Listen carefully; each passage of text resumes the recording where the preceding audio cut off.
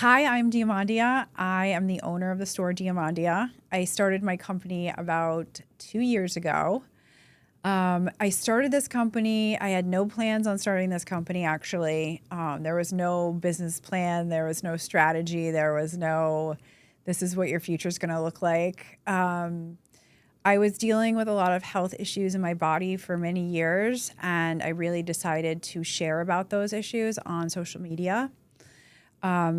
I had a very intense trauma happen about 8 years before that 2 year mark. And when that trauma happened, it really knocked me on my ass and knocked me down to a point where I wanted to figure out who I was and what I wanted my life to be like. And through that process, I really kept coming back to self and coming back to the intention of who I wanted to be, like what I really wanted my life to be like, how I wanted to be as a human being. And it unraveled in this way where I knew that that trauma had happened to me because I was supposed to help as many people as possible. And I got very clear about the fact that I was supposed to be of service. And this was about helping humans and doing that from a macro level and from a micro level. And I went through this process and I didn't know what I was doing and I didn't know how I was going to do any of that, but I realized that that was what I was supposed to be doing. And I had a friend of mine who I met in Peru, and he had a podcast and he had asked me to be on his podcast. And I said no, because at that time I wasn't ready. And I never was ready, because you never really are ready. You just have to really make a decision to rip the Band-Aid off and jump and believe in yourself. But I was dealing with a suicide and I wasn't ready to talk about that suicide, and I didn't want to become the suicide girl. And it really shook me to the core. I was very worried about how other people were going to judge me. I didn't want to be put into that bucket. I wanted to ignore it and never think about it again and never think that it ever happened to me. Like if I could have just erased it from my memory, that would have been perfect. But I had to sit with and acknowledge the fact that this happened to me so that I could help other people. And this was the thing that was going to help other people. And so he kept asking and asking and asking me. And 4 months later, I finally said yes to doing it. At that time in my life, my social media was, I had like 1,000 followers on Instagram. I didn't really use it as a tool. I just used it as, to share things. I was living in Las Vegas at the time and working for the UFC. So people thought, the content was interesting from that perspective. But I wasn't using it for anything other than that, just to kind of keep my friends slightly in the loop. And I use the word slightly on purpose. So I did the podcast. And I was so wrapped up in the fact that I was talking about it, I forgot that it was going to go live.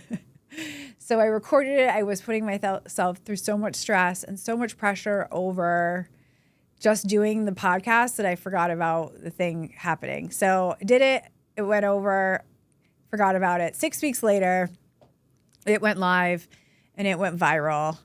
And my social media blew up. And I gained, 10,000, 15,000 followers overnight. I had 450 DMs come in. It was just like this massive explosion. And I was flooded with responses from people like, thank you so much for this. I finally called my therapist because I listened to your story. I finally reached out to this person because I heard your X, Y, and Z. Like, I've been through that too. And, I'm so glad that you talk about it because I'm so afraid to talk about it. And I realized how many people were actually affected by the same things that I was going through and how we're all really going through the same shit. And why aren't we talking about this stuff? I also wasn't prepared for the energetic exchange that was going to come through the social media. And I was so sensitive to anything at that time. Being an empath and being an introvert, I was very open and I wasn't prepared for being open. And it came through and it hit me like arrows. It felt like arrows were all hitting me at the same time. And I really had to do a lot of work on that. And when I decided I was ready to do it and I was going to step out and this happened, I completely changed my mind immediately. I was like, nope, I actually don't want to do this. I remember calling a friend and him saying to him, I'm just kidding. I don't want to do this. I want nothing to do with it. Like, I can't do it. I can't handle this. I don't know how to handle it. I don't know how to handle people telling me all this stuff. And he was like, you need to work on protecting your energy, and you need to work on protecting yourself and being able to serve, but from a place of fullness. And that was like, he might as well have been speaking Mandarin to me at the time. And so I had to do a lot of work with myself and figure out what that meant and start working on my energy and how to protect my energy and be able to receive this information from people, but realize it wasn't mine to take on. And through that process, coming back to myself and working on this opened up a lot of doors. I had a television show reach out to me and ask me to speak about mental health during COVID, which I thought was like insanity. From my perspective, I wasn't healed yet. So why would anything I have to say have any relevance to anybody else? We always think that we have to be healed or we need to know the answers to be able to talk about the subject. And that's not the case at all. You need to be able to pick yourself back up after you've fallen down from that question multiple times. Then you become an expert in how to handle it, not having the right answer the entire time. Like, that is the best way to figure something out, is to actually do it. So I had to understand that about myself. And as I went through the process, I was sharing more about this, and I had decided to get on a TED stage. Everything was just kind of leaning in that direction. I was in a leadership program in Austin, Texas, and this person, I told him that like my vision was to help as many people as possible. And he was like, well, you need to get on the biggest stage. And I said, okay. And he was like, do you know what that is? And I said, no. And he said, it's TEDx. And I said, okay, I'll do that. And I just figured out how to do that. I, started researching how to create a TED Talk and how to apply for a TED Talk and what I needed to do to prepare for a TED Talk. And then I did a TED Talk. And so I applied for it. I was accepted. I did my international TEDx talk in London. That was like the next level of me coming out and sharing the story. And when that came out, I was doubling down on social media. I realized that I was going to share about my experience, and I was going to use social media as a tool. And I was going to decide that I wanted to talk about 3 pillars of information. One of them was my health journey. One of them was, I think, resilience. I forget what the other 2 were. But one of the categories was really my health, because at that time, my body was failing me because of the trauma that I had been through, had been the match on the powder keg for the amount of training, overtraining, and malnourishment that I had been putting my body through my whole life.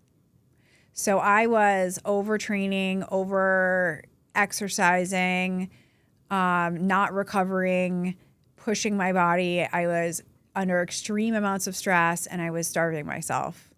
And, I had done the Master Cleanse, 5 times in a year, which is, it's water, lemon juice, cayenne pepper, and maple syrup. And that's what I sustained on, but I was also working out 5 hours a day, that I would, eat lettuce. And I'm laughing because I know how insanely ridiculous that is. I'm not laughing because I think it's funny. I'm laughing because now I'm in such a different place with my relationship with food and with training. And the reason that I was doing what I was doing was so I could achieve what I look like right now. And I do the complete opposite of what I was doing. And I have achieved that goal with no stress or less stress, because there's never no stress. But it's just such a polar opposite experience and such a polar opposite relationship I have with my body and my mind and my health, that it's funny to me now that that's what I thought was going to get me to where I was trying to go. And what I look like now is a direct result in the mindset work that I do with myself and how I treat myself in this anti-inflammatory lifestyle.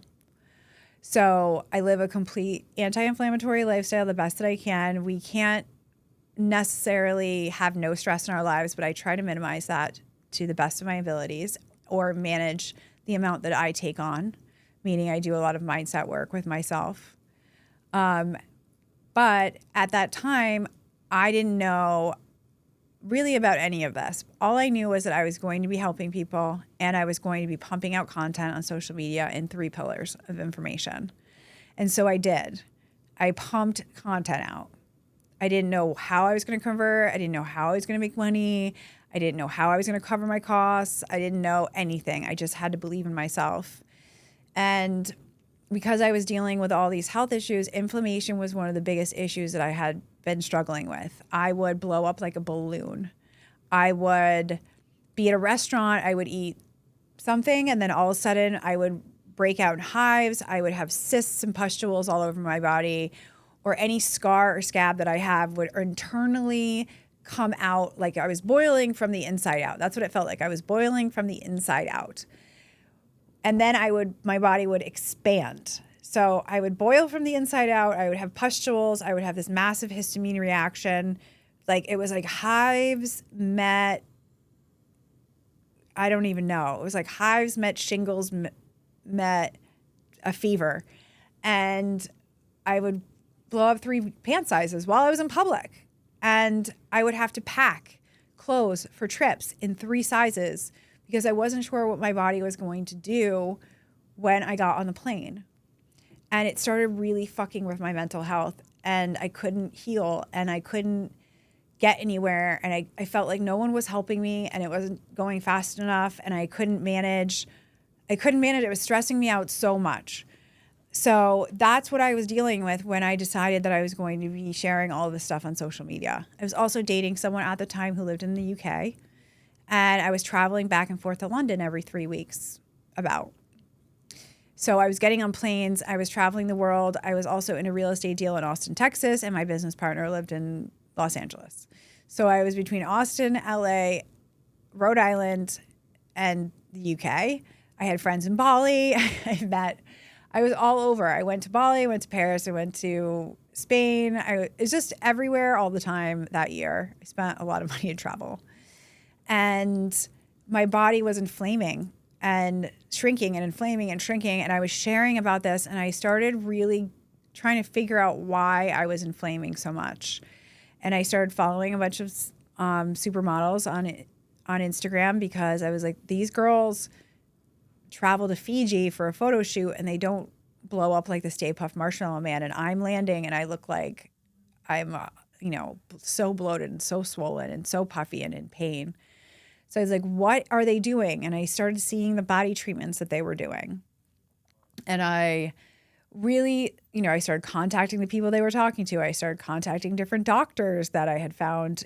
Jennifer Fisher, I thank her every day that for what she shared about her experience with Hashimoto's, because I eventually started seeing her doctors.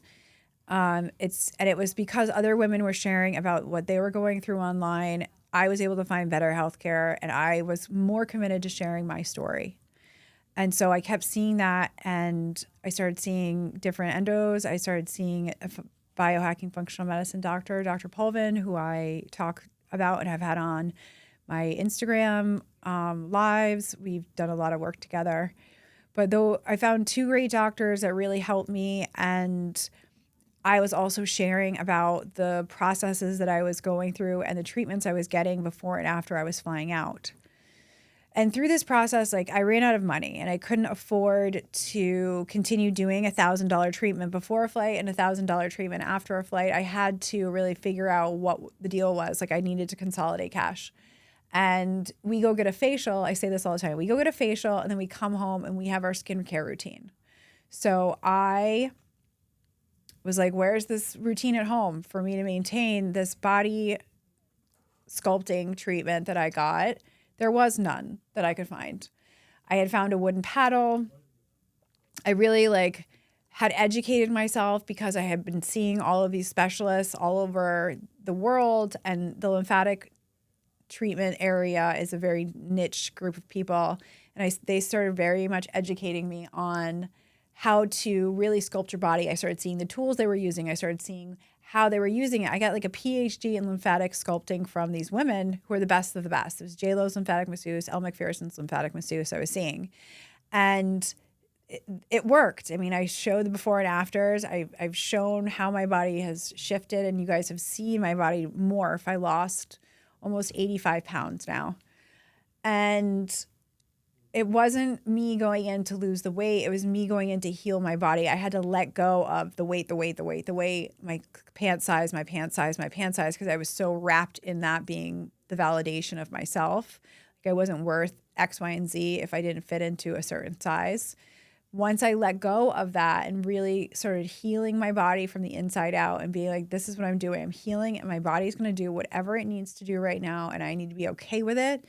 And I'm going to give it 7 months or 6 months or a year before I freak out.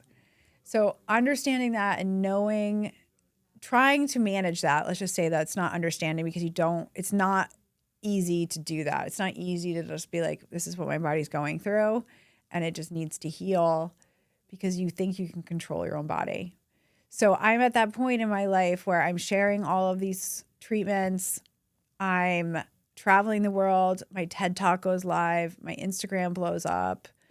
And I can't find a tool that I can maintain these treatments at home. So I find a wooden paddle. I'm using this wooden paddle one afternoon in my apartment, and I'm using it on my leg, and it slips out of my hand, and I broke 4 fingernails. And any woman, I mean, if you're a nail person, you break 1 nail, it's the end of the world. I broke 4, so I was ready to light somebody on fire. And I've just pissed me off enough to say, why doesn't it have a handle? Why is this like this? Why does this angle not go up? My ass goes like this. I want the angle to go like this so it goes up with my butt. Like, why? Who made this? A man? Like, no offense, but like someone who's using the product made this product. Didn't make sense to me. Why was it so thick? Why didn't the edges feel like this? You know, I really got into like, who's using the product? So I made about 18 prototypes of the wooden paddle with handles, with sizes, with angles. I still have all of them. And I would take them with me, and I would use them on my travels, and I would take them with me and, you know, just use the product every single day. Get the inflammation in my body every single day. That's what my goal was. Reduce inflammation, heal my body from the inside out. So I was committed to it. And I was like in the bathroom one afternoon. I went to go do a gua sha on my face. I picked up my gua sha.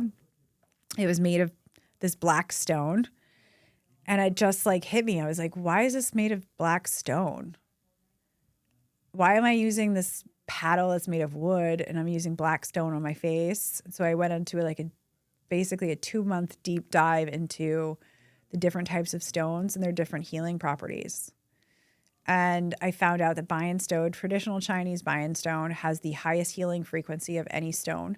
And it contains 40 trace minerals in its composition. So even by holding the stone, you're healing your body. The frequency the stone puts out heals your body. Traditional Chinese Bienstone also was one of the first forms of acupuncture. So when you go back hundreds of centuries, you'll see that where we use needles now for acupuncture, they used to make cones out of traditional Bienstone and put that on those pressure points that we now use needles. So this is the lineage of traditional Chinese medicine. And it was very important to me to keep the integrity of traditional Chinese medicine, bringing that into the current day. So I was like, why am I not using traditional Chinese Bienstone? It's better than jade. It's better than this. It's better than all this other stuff. It has the highest healing frequency that exists. What's the biggest piece of Bienstone I can get? So I found the biggest piece of Bienstone. I ended up editing my design so that it would support the integrity of the product to make it the least fragile that I could. Bienstone is fragile though. So if you drop it, it breaks. So don't.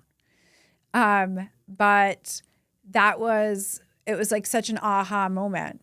I had a prototype made of that product and I used that every single day, and I did that for another year.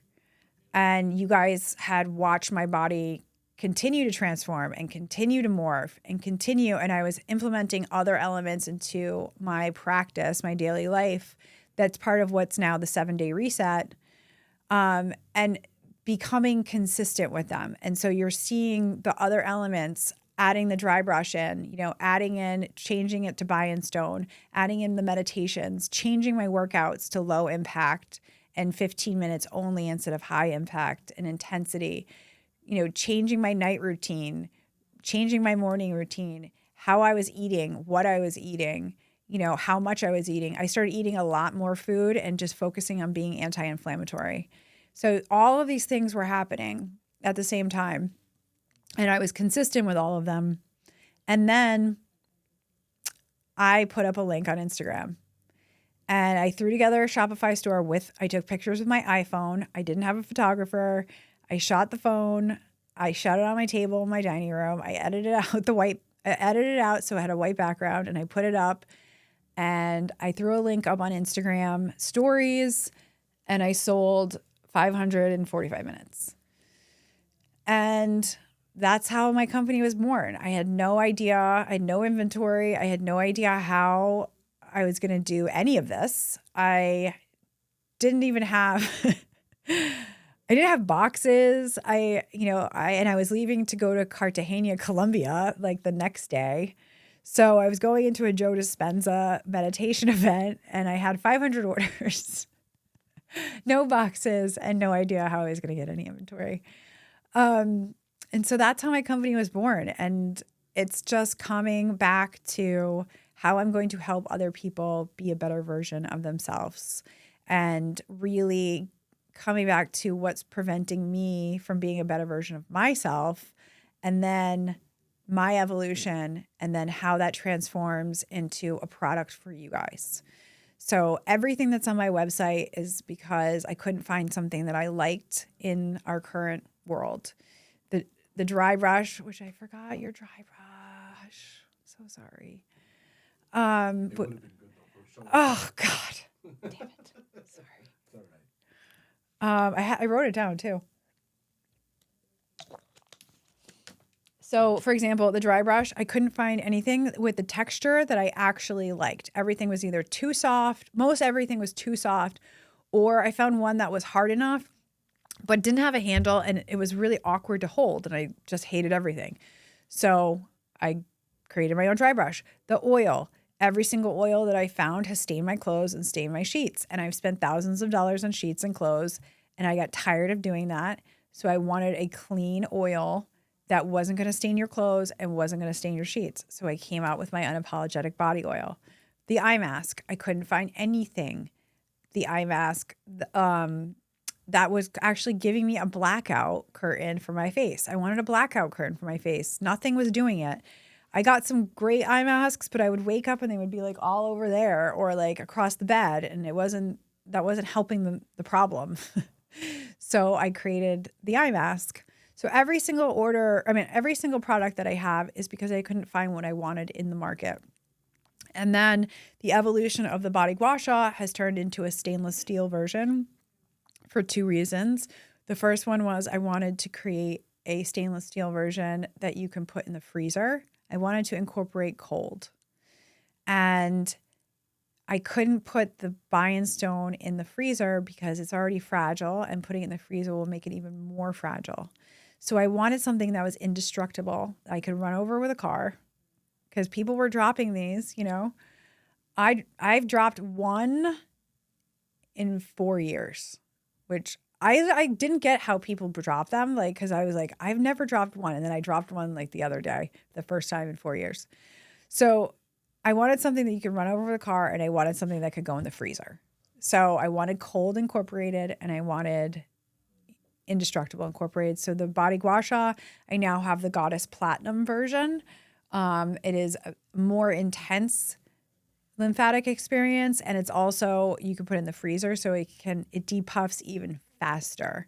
So that's the evolution of that. Everything that I do is an evolution of what I can't find. The facial little one, that's the stone version, is because I didn't like how the other gua shas were formulated. I couldn't hold it. I wanted a handle in there. And then the Goddess Platinum facial is something that can go in the freezer, and it also has ridges in it that helps more with lifting and sculpting your face. So it's a very intentional company. I really think about everything that I do. I think about how people use the products. I think about how my body has transformed with the products. And every product that I come to market with, I've tested myself as a guinea pig, which is very important to me. Like, I'm talking about it because I've gone through it and you guys have watched it happen. So that's why it exists in this world. The 7-day reset is how I live my life. It is the protocol and how I live. It's what I eat. It's how I cook. It's what I do for workouts. I've recorded all of the workouts. It is what my daily routine is every day. You can come into my home and that's what I do. And that's how it actually started. Was my friends were coming to my home. I used to live in Newport, Rhode Island, which is a tourist area. And in that, the summertime is Newport. So, your friends show up and they stay with you for like a couple of weeks or a month. And I had friends come and stay and they would eat the food that I would cook because I was hosting. We would go out to eat and I would order for them. They were doing my workouts and they were using my products and they were doing the meditations because they were with me. So, and I was watching people's bodies transform. Like, you come over my house, you leave with a 6-pack. It was like a joke. And then I went on a photo shoot with a photographer who I've talked about a lot. And there's plenty of photos and videos of her transformation. And we went to Costa Rica and we shared a house. And she was like, I want to do what you do. And for some reason, I just knew. I was like, take some pictures before we go. I just have this feeling. And she did my workouts. She ate the anti-inflammatory recipes I ordered. She used the gua sha. She had the gua sha and the dry brush for 2 years and she never used it in her home. And then we went on this trip and she's using it every single day and she's working out with me and she's eating the food and she's doing the meditations. She lost 15 pounds in a week and she's 4'11". So that's all I have to say about inflammation is it will fall off your body once you were ready to let it go. And that's how this is all really unfolded. It's just been my experiences in my life, testing my body, watching it affect other people, and really sharing more and more about this anti-inflammatory lifestyle. And meditation has been a big part of that for me. And it's been the hardest thing for me to be consistent with.